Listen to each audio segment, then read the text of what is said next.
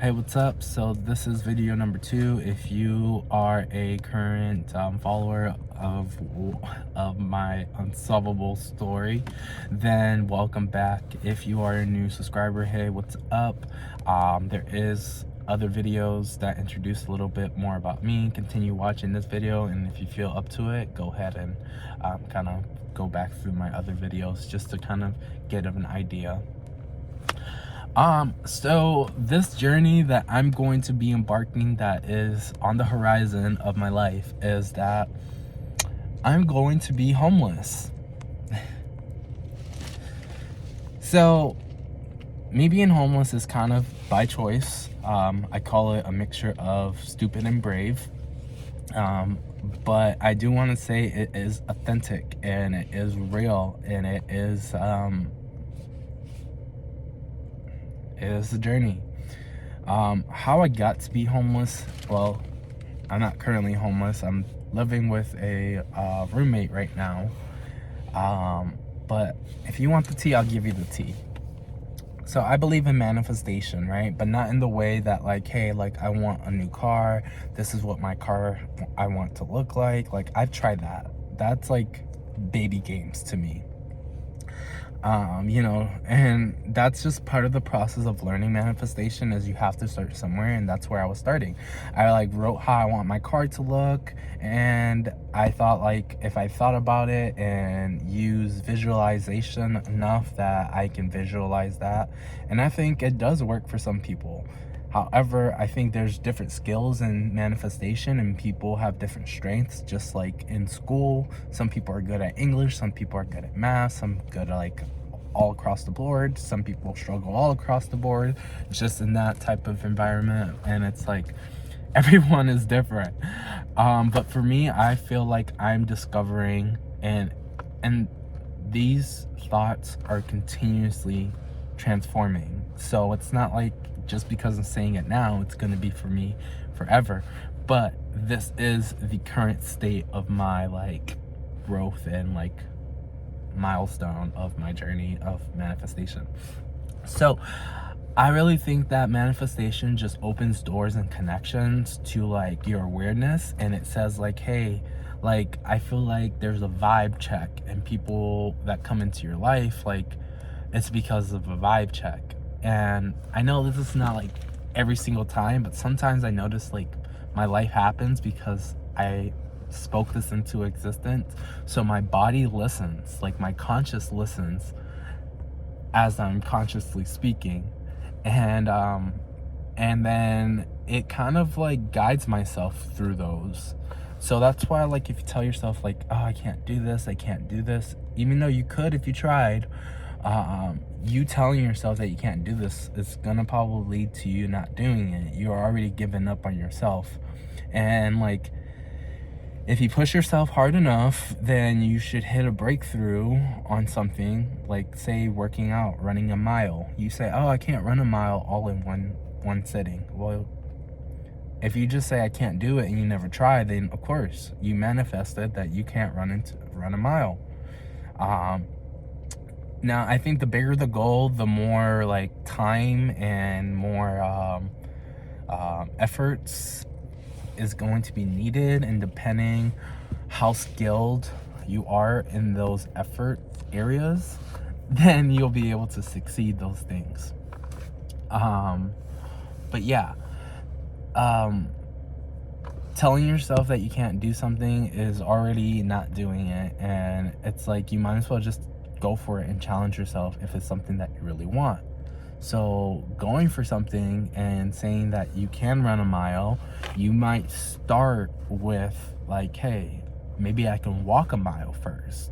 And then, but that idea conjured up because you said, yeah, I can run a mile, or at least I can run a mile, which turned out to I have to work up my stamina to run a mile, which means I could probably start by walking a mile. And I think those are manifestations. That's how manifestation starts. It starts with a thought and it manifests to physical form. So I did like a big manifestation because I feel like, again, there's things that take more time to brew. it's kind of like cooking. Some things can cook in a microwave in 2 minutes, and other things you have to bake it, you have to freaking put it in the oven, you have to prep it. And I think those are important factors into the manifestations for what people want, and take in consideration where your starting point is. Because, you know, if I was a pilot and I said, I want to fly to freaking Indonesia, or I want to fly to India, or I want to fly to Egypt, and I'm a pilot, it'd probably be easier for me to manifest those than if I was somebody working as a janitor at a school after hours, part-time. But I feel like, you see, the time frame may differ because of those skills and connections in your starting point. So one of my major things is I feel like I manifested that I wanted financial freedom in my debt. So I tell myself I don't want to have any debts on my credit score. I don't want to go in Credit Karma and says like, you have a debt collection, you have a phone wireless debt, that you have a student loan collection and all this stuff. And it's just like, it bugs me, because I'm like, am I ever gonna break out of this? Am I ever gonna get better? I was never educated like on my financial skills, and it's like, am I ever going to do this? So I told myself, like, I'll do whatever it takes. I want to have that financial freedom of like at least that starting point, clearing my debt. Like, my goal for the decade is commitment. So I've already started that in 2021/2020, and like being committed for the decade, like in whatever I do. And I pretty much, so how I became, or I'm gonna be homeless, and luckily it's not just happening, like it is a little bit by choice, a mix of courage and stupid. But I got a job offer. I accepted the job offer. I was planning on moving with like renting out a room. I went through Craigslist to meet with the person. I met with the person. Everything was legit. I even found the person on Facebook. He had a listing and seemed like a real Facebook profile. And it was kind of like, during the process, he asked me a weird question like, hey, send me a picture of you in your room right now. And mind you, I already filled out the application, and this was through a private renter. So it wasn't like a complex or a business or anything like that. It was just a random person that was offering to rent his room. And he was already renting other rooms, and he was an older gent. I met him, pretty, nothing seemed out of the norm. So he wanted to do a background check and an application. Like, he wanted my social security number. I'm like, kind of Larry. So about 2 days after, I did my research, and online says, because if we don't know the answer, we look online. Online says that's pretty normal for a renter. A renter will ask you for your social security and date of birth for a background check. Like, some people even said, like, dude, have you never rented before? Like, this is what the process is like. You don't have to give them your social security, but they also don't have to approve you or whatever. So after all my little research and going FBI on them, on that situation, I decided to fill out the application, drop off the paperwork. And mind you, this person lives 2 hours away. So I had to drive all the way over there 2 times. 1, to see the room, and 2, to drop off the application. But I also went to the job that I accepted their offer, which I'll be starting next month. So anyways, I go through the process. I ask him if he received it. He says yes. I say like, okay. So I give it a few days, and I'm like, hey, have you gotten my background check? And he's like, no, it's gonna take about a week to get that. I'll let you know then. And I'm like, okay. A week goes by. He messages me out of nowhere and just says, hey, I need a picture of you in your room right now. And I'm like, what the heck? I was like, maybe there's a language barrier, because he spoke a different language. And I'm like, maybe he meant something else. even though I knew that wasn't the case, I was just like, maybe, just maybe. Anyways, I go ahead and text him like, hey, why do you need the picture? Oh no, he calls me. He's like, hey, I need a picture of you right now. Send it to me right now. And I'm like, okay, a little demanding, but hey, why do you need the picture for? I'll tell you after you send it. But send it to me right now. I'm like, okay, dude. I was like so caught off guard. But I'm like, okay, dude. So can you just tell me why you need the picture before I send it to you? It just sounded really random, the way he was asking, and it was like, I already thought like, hey, I got scammed. Like, this is a scam. I am doomed. I gave him my social security number, my date of birth, like my mom's maiden name, all the information they needed to get me. And I don't know what they're gonna get much because I'm already about to be homeless, but that's not the point.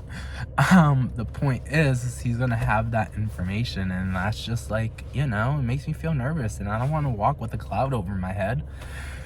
So the conversation goes on, kind of back and forth, like, hey, I need a picture. Why do you need it? And he's like, dude, do you think I'm doing something illegal? Because I'm not. And I'm like, no, but can you just tell me why? He's like, I'm not playing this game. I'm at work. I got like 12 other people interested. Like, I'm hanging up. And he hangs up on me, and immediately I'm like, oh my gosh, I am doomed. Like, I could never make a good decision in my life. Like, why? So I go ahead and I like do like credit like identity theft. I call like the FTC. I call, make up a report. I call the credit bureau to put a lock and an alert on my stuff. Like, I'm fully secured. Like, I was taking the steps. It took me like an hour, but I got all that stuff. So now like all my information is like secured and whatever. But so anyways, my last day at my current position is in like 3 weeks. I don't have a place to stay. And I can continue looking. Like, I feel like if I really do continue to try to look, like, I can find a place, whatever. But a part of me wants to save money as much as I can, so I can work really hard this year of just paying off this debt and stuff like that. And mind you, I'm not going to be making like a lot of money, but I'll be making pretty decent amount of money, and I really enjoy my career. So I decided like, hey, I think I don't want to rent a place. I don't want to pay anybody rent. I don't want to do that. And the price I'll pay for that is sleeping at a homeless shelter. So I look in the area, like homeless shelter in this area. There's one nearby my job that I'll have. And I will be like, I already asked them like, hey, what do I need? And I got everything that I already need to be staying at that homeless shelter. It is a first come, first serve thing. So like, they open, and it's overnight, right? So they open like in the evening time, and then they close in the morning, and you have to be out, and you have to like take all your stuff out and bring all your stuff back in. They do have showers, they have laundry, they have food that they give you, like a certain amount of meals. And I don't know what to expect. I don't know if it's bunk beds. I don't know if it's a private room. I don't know if it's a shared room. I don't know if it's like prison. I don't know. Don't ask me questions right now. We are going through this journey together. So, yeah. But what I will say is that like, I feel okay and at peace with like my choice. I know it's very, very stupid. Because right now I have a place to stay, I have rent, I can live check to check, and I can live paying my bills and paying off a little bit of debt. I can pay that stuff off like where I'm at, but not much, but where I'm at, and it would probably take me years and years to do it. So I don't know. So anyways, I bought some stuff like online. I got some like, I'm gonna be cleaning out my car because my car's normally just a mess.